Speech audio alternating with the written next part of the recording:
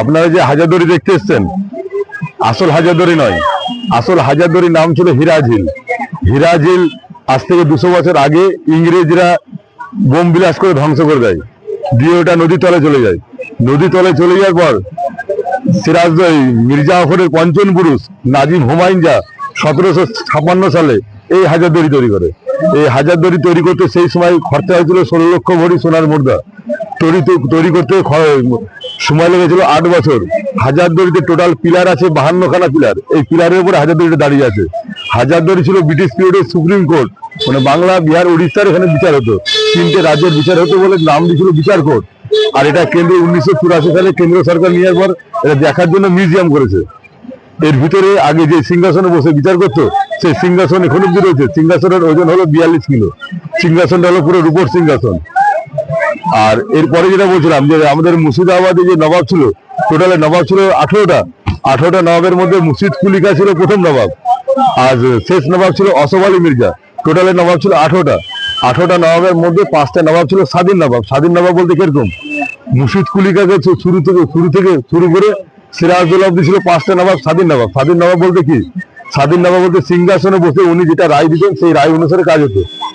আর মির্জাফর থেকে শুরু করে লাস্ট ছিল আসফ আলী মির্জা।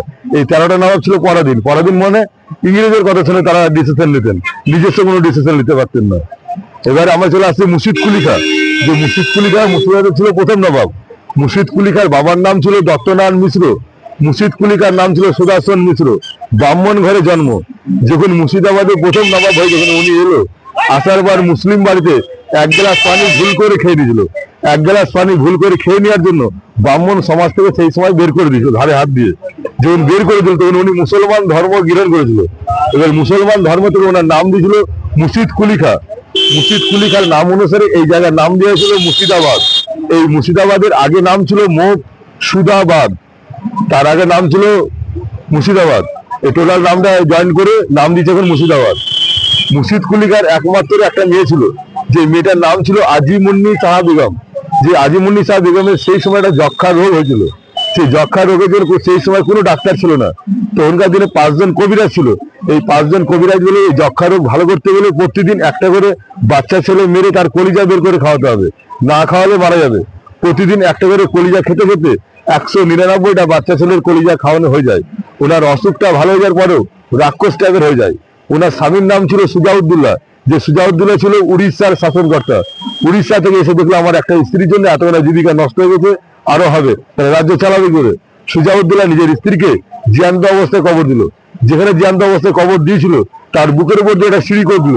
সিঁড়িটার উপর দিয়ে যদি কেউ হেঁটে যায় উনার পাপটা খণ্ডন হবে, আর যে হেঁটে যাবে তার পাপটা পাপ হবে ঘুরিয়ে।